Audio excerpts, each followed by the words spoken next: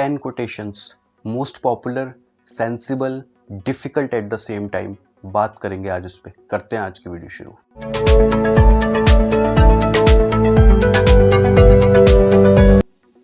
सबसे पहला जो कोट है वो है everyone has the right to be stupid, just don't abuse the privilege. मतलब काफ़ी मोस्ट पॉपुलर और काफ़ी जगह आपको ट्रेंडिंग में भी देखने को मिल जाएगा हर जगह पर। और मैं इसके बारे में जो बताऊं, इसका जो एक्सप्लेनेशन है कि सबके पास जो है राइट है स्टूपिड होने का। मतलब आप कोई भी क्वेश्चन पूछ सकते हो अगर आपको किसी चीज़ का मतलब नहीं पता है, या आप किसी चीज़ मतलब एक डिफ़िकल्टी होती है, एक ईज़ीनेस होती है, बट अगर किसी को नहीं पता तो उसके लिए कोई डिफ़िकल्ट चीज़ नहीं है और उसके लिए कोई ईज़ी चीज़ नहीं है। मतलब उसमें फिर ईज़ी और डिफ़िकल्ट में कोई डिफ़रेंस नहीं रह जाता अगर आपको वो चीज़ पता ही नहीं है। तो you have the right to be stupid, but अगर आप स्टुपिडिटी को बार बार रिपीट कर रहे हो, एक ही चीज़ को बार बार रिपीट कर रहे हो, तो वो हो गया वो आपका प्रिविलेज को बस आप अब्यूज़ मत करो। ये माइंड में आपके आना चाहिए। तो ये एक पहला कोटेशन है जो आपको ध्यान में रखना है कि you have the right to be stupid. You can ask any question, you can ask different question, you can ask about life, anything, but don't abuse the privilege. Second quotation पे चलते हैं। सेकंड कोटेशन जो हमारा है वो कहता है understand but don't memorise. और बहुत इंपॉर्टेंट और काफ़ी अच्छा लगा, 3 वर्ड का है, अंडरस्टैंड बट डोंट मेमोराइज। मतलब 4 वर्ड्स, बट डोंट मेमोराइज। मतलब आपको समझनी है चीज़ें, बट आपको अपनी लाइफ समझनी है, या कोई भी बात अगर आपको समझनी है बट उसको मेमोराइज़ नहीं करना। क्योंकि काफ़ी लोग क्या होता है, अगर आप कोई बात समझ रहे हो लाइफ से तो आप उससे अटैच हो जाते हो। काफ़ी सारे लोग अटैच रहते हैं उन सारी चीज़ों से समझने के साथ। तो आपको क्या करना है, चीज़ें समझते हुए रखना है। मतलब अपनी लाइफ में अगर आपको अपने माइंड को डीक्लटर करना है, अपने माइंड को अगर साफ़ रखना है, अपने जो सेंसेस हैं उनको कंट्रोल करके रखना है, तो आपको हमेशा ध्यान रखना है कि आपको चीज़ें समझनी हैं। समझने के मतलब क्या होता है ना, इंटेलिजेंट पीपल इग्नोर। तो आपको समझने के साथ इग्नोरेंस का भी पावर रखनी पड़ेगी। देन मतलब तभी आप समझ पाओगे और सारी अंडरस्टैंडिंग जो है वो क्रिएट कर पाओगे। और मेमोराइज़ ज़्यादा से ज़्यादा अगर आप माइंड में करने की कोशिश करोगे तो आप अपने गोल से डाइवर्ट हो जाओगे। तो आपको क्या करना है, you have to understand but don't memorise. तीसरे कोटेशन पे चलते हैं। The third quotation is one of the sign of intelligence is to be able to accept the fact without getting offended।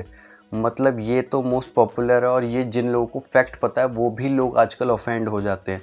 तो आपको हमेशा माइंड में रखना है कि जो आप पढ़ रहे हो उसको ग्रेस्प, जो भी आप कर रहे हो उसको आप कहीं ना कहीं एप्लीकेबल भी करो।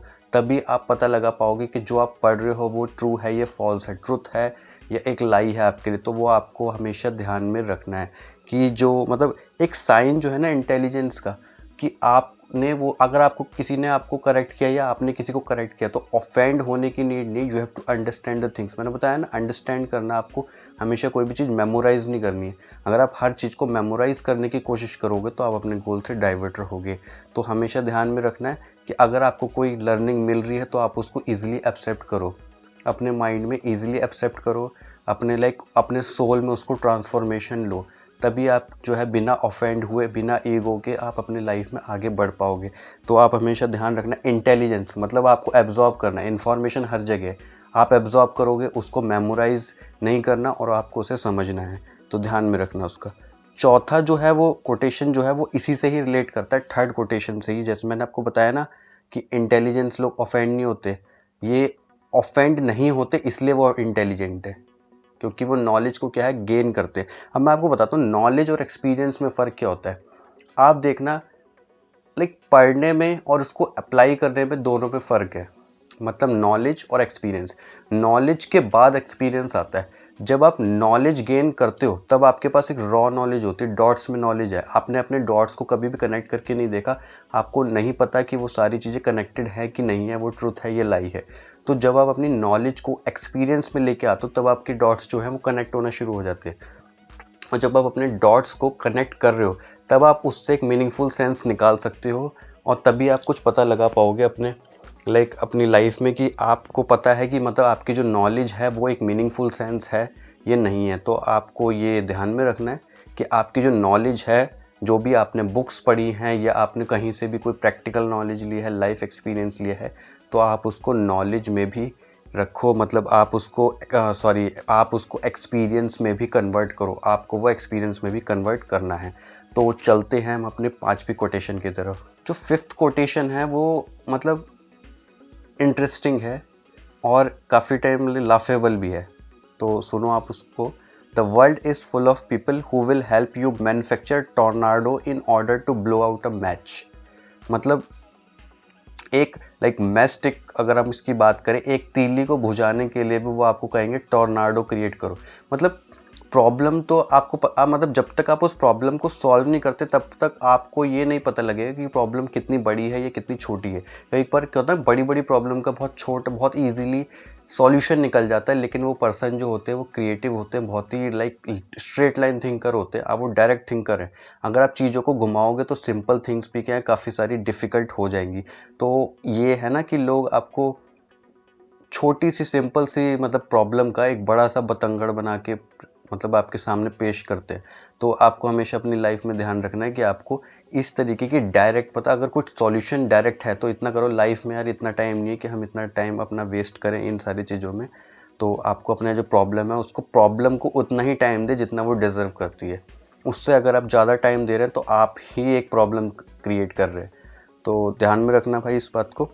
और नेक्स्ट कोटेशन की बात करते हैं। It was more difficult not to understand than to understand. मतलब कहते हैं ना लोग, आपको मेरी बात समझ आ रही है, अंडरस्टैंडिंग हमने क्रिएट कर दी किसी पर्सन के लिए या अपनी लाइफ के लिए, या किसी फैमिली में भी आपने अपनी अंडरस्टैंडिंग क्रिएट कर दी। बट मेन डिफ़िकल्ट थिंग है कि आप समझ नहीं रहे समझने से ज़्यादा। और ये मुझे भी लगा काफ़ी सेंसिबल भी कोट और डिफ़िकल्ट है। मतलब समझ नहीं रहे आप, जो हम समझ नहीं रहे वो ज़्यादा डिफ़िकल्ट है। हम जो समझ रहे हैं वो तो समझ रहे ही हैं, और जो हम समझ नहीं रहे हैं वो ज़्यादा डिफ़िकल्ट है लाइफ में। तो मतलब इंटरेस्टिंग कोट है, आपको ध्यान में रखना चाहिए इसको, सेंसिबल भी है। और अगर आप जो भी पढ़ रहे हो तो आप अपने नॉलेज को एक्सपीरियंस में भी कन्वर्ट करना सीखो, तभी आप जान पाओगे कि आपको जो पढ़ाया जा रहा है वो रियल में है या फिर ये सब फेक है। तो प्रॉब्लम जो है, अगर आप अपनी प्रॉब्लम का सॉल्यूशन निकालना चाहते हो तो आपको वो है जो अपनी जो चीज़ें हैं अपने अकॉर्डिंगली, जो अपने जो फैक्टर्स हैं, एनवायरमेंटल फैक्टर के अकॉर्डिंग अप्लाई करके देखना पड़ेगा कि आपके लिए वर्किंग है या नहीं है। तो ठीक है, ध्यान में रखना इस बात को। नेक्स्ट कोटेशन पे चलते हैं, और नेक्स्ट कोटेशन कहता है the more difficult a problem is the more discoveries you can make in the process of solving it. Sunday एक ऑथर है, ये गुड रीड्स से मैंने पढ़ा था। और मतलब जितना ज़्यादा डिफ़िकल्ट प्रॉब्लम होगी उतनी ही आप डिस्कवरीज निकाल पाओगे और प्रॉब्लम मतलब, और क्योंकि जितनी ज़्यादा डिफ़िकल्ट प्रॉब्लम होती है उतनी ही ज़्यादा डिफ़िकल्टी होती है उनके स्टेप्स में, और जितनी ज़्यादा आपको उसके डिफ़िकल्टी मिलेगी स्टेप्स में उतने ही आप उसको ईजिली, मतलब उतने ही आपको प्रॉब्लम्स और मिलेंगी, उतने ही आप सॉल्यूशंस और निकालोगे। मोर प्रॉब्लम्स मोर सॉल्यूशन, और फिर ये प्रोसेस चलता रहता है हमेशा। और जितनी ज़्यादा अगर आपको एक प्रोसेस में जितनी ज़्यादा प्रॉब्लम मिल रही है, इसका मतलब वो प्रॉब्लम काफ़ी सारी टाइम ऐसा होता है कि वो अनटच्ड है, मतलब वो एक न्यू प्रॉब्लम है। अगर उसकी सीरीज़ में भी कोई मतलब प्रॉब्लम सॉल्व नहीं है तो वो एक अनटच्ड प्रॉब्लम है। और एक इंटरेस्टिंग है, मुझे तो ऐसा इंटरेस्टिंग सा लगा कि अगर आप कोई नई चीज़ करोगे तो आपको नई चीज़ें देखने के लिए मिलेंगी। तो ध्यान रखना भाई, the more difficult a problem is the more discoveries you can make in the process of solving it. Interesting, sensible भी है। और नेक्स्ट पे चलते हैं, और ये हमारा 8वां कोटेशन है। 8वें में है कि if you want to go to a far and difficult place, first send your mind to that far place, then your body will meet with your body over there. और बहुत अच्छा मुझे लगा ये, बहुत इंटरेस्टिंग भी है और बहुत मतलब कहते हैं ना बहुत पावरफुल है, और एप्लीकेबल कर सकते हो आप इसको, मतलब एप्लीकेशन में ले आओ अपनी लाइफ के। कि अगर आप किसी डिफ़िकल्ट प्लेस पे जाना चाहते हो तो आप अपने माइंड को सबसे पहले भेज के देखो, और अगर आपका माइंड सर्वाइव कर जाता है तो आपकी बॉडी भी सर्वाइव कर जाएगी। अगर इसका हम उल्टा भी सोचें कि अगर आप किसी जगह पे माइंड से पहले खुद चले जाओ और फिर वहाँ जाके आपका माइंड सर्वाइव नहीं करता लेकिन आपकी बॉडी तो चली गई, तो इसका मतलब आपने उल्टा कर दिया। तो इसका कोटेशन का थोड़ा सा सेंस बैठता है कि अगर आप जा रहे हो किसी अगर आप कहीं भी जाना चाहते हो किसी भी रिलेशन में, या किसी भी किसी लाइफ के किसी भी पॉइंट पे, मतलब कोई भी पॉइंट ऑफ टाइम या किसी भी जगह पर आप जाना चाहते हो तो आप अपने माइंड को वहाँ भेजो। चाहे वो सफरिंग हो, लव हो, लाइफ हो, फ्रेंडशिप हो, उस जगह पर आप अपने माइंड को भेजो। अगर आपका माइंड नहीं सर्वाइव कर रहा है, या माइंड अगर सर्वाइव कर जाता है तो it's a good thing, then you can send your body there. बहुत अच्छा है, इंटरेस्टिंग है ये वाला। ये भी मैंने शायद कहीं से गुड रीड से ही पढ़ा था, आपको भी पढ़ने चाहिए। नेक्स्ट है और ये डिफ़िकल्ट भी है, और ध्यान से सुनना आप। The common theme of common sense is that it's commonly rejected as uncommonly demanding. अब ये तो बड़ा डिफ़िकल्ट सा है, मैं सबको सिंपल बताता हूँ। जो कॉमन थीम है कॉमन सेंस की, वो हम कॉमनली रिजेक्ट कर देते हैं। मतलब कॉमन सेंस को कुछ कोई नहीं समझता ना, कुछ भी। मतलब अगर जब तक हमारे पास वाटर हमारे पास है तो हम वाटर की इंपॉर्टेंस ही समझते, लेकिन जैसे ही वाटर गायब हो जाएगा हमारी लाइफ से, हमारे पास एकदम से इंपॉर्टेंस आ जाएगी। मतलब ये जो चीज़ें हैं वो सेल्फ सेटिस्फेक्शन हमें नहीं दे रही है, बट इनकी अब्सेंस जो है वो हमें डिससेटिस्फेक्शन ज़रूर देगी। तो जो कॉमन थीम है कॉमन सेंस की, वो कॉमनली हम रिजेक्ट कर देते हैं, लेकिन अनकॉमनली हम उसकी डिमांड भी कर रहे हैं। मतलब हम कॉमनली उसको रिजेक्ट कर रहे हैं, हम उसको नहीं मानते कुछ भी, लेकिन अगर किसी के पास नहीं है तो हम उसको कह भी रहे हैं, अनकॉमनली डिमांड भी कर रहे हैं। तो ये इंटरेस्टिंग, और मतलब कहते हैं ना, किसी ने मतलब काफ़ी मतलब जो भी है, क्रेग डी लॉन्सब्रोग, ये जो ऑथर है, इन्होंने काफ़ी मतलब अच्छे से इसको मतलब प्रेजेंट किया है, और मैं कहूँगा बहुत ही मास्टर कोट है ये। तो यू कैन इम्प्लीमेंट कि मतलब आपको कॉमन सेंस भी यूज़ करना चाहिए, और मतलब common sense is the most uncommon thing I think. Okay, next quotation पे चलते हैं, और ये हमारा फाइनल कोटेशन है, और इस तरह की कोटेशन आपको देखने को मिलेंगे, तो चैनल को सब्सक्राइब कर लेना और वीडियो को लाइक कर देना। Next quotation, you have to write the book that wants to be written, and if the book will be too difficult for the grown ups then you write for children. और ये जो है perfect है, true है, universal truth मैं आप इसको कहूँगा, क्योंकि ये मतलब अगर कोई भी इसको पढ़ेगा, कोई भी राइटर या कोई भी रीडर पढ़ेगा, या कोई भी पर्सन जो सेंसिबल है, थोड़ा सा भी अंडरस्टैंडिंग रखता है, तो वो ये कोटेशन समझ जाएगा कि you have to write the book that wants to be written. एक ऐसी बुक जो अपने आप में ही लिखना चाहती है। मतलब अगर मान लो आप किसी टॉपिक के बारे में सोचो और उस टॉपिक के बारे में आप लिख नहीं पा रहे, इसका मतलब वो टॉपिक बुक डिज़र्व नहीं करती। तो फर्स्ट, अगर जो राइटर्स होते हैं वो रिसर्च करते हैं, तो उन्हें कुछ पता लगता है उनके बारे में, मतलब उन्हें काफ़ी सारी चीज़ें पता लगती, काफ़ी सारी डिटेल इन्फॉर्मेशन अगर उन्हें मिलती जाती है तो ही बुक लिखी जाती है, वरना अगर बुक नहीं लिख मतलब वो बुक फिर डिज़र्व नहीं करती, वो टॉपिक ही बुक डिज़र्व नहीं करती। तो या फिर इट्स मे बी कोई टॉपिक ऐसा भी हो सकता है जो एक्सेप्शनल है। सेकेंड, अगर मैं आगे मतलब लाइन की बात करूँ तो वो है, and if the book will be too difficult for the grown ups.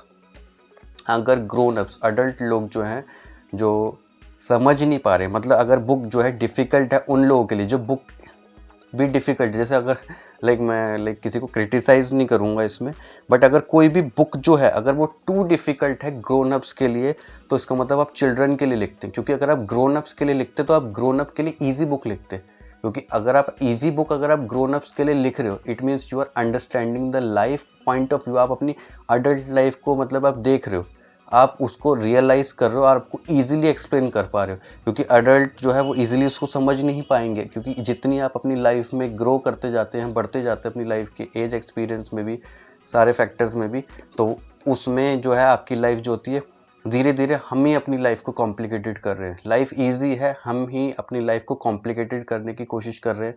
मतलब एक कहना जो मतलब सिंपल सा फैक्टर है, आपको पता है लाइफ मतलब किसी ने ये भी कहा था कि लाइफ क्या है, तो लाइफ एक ऐसी है, मतलब किसी को नहीं पता लाइफ क्या है, बट लाइफ चल रही है, लाइफ इज़ गोइंग ऑन, और एक दिन स्टेज पर से सबको जाना है यहाँ से।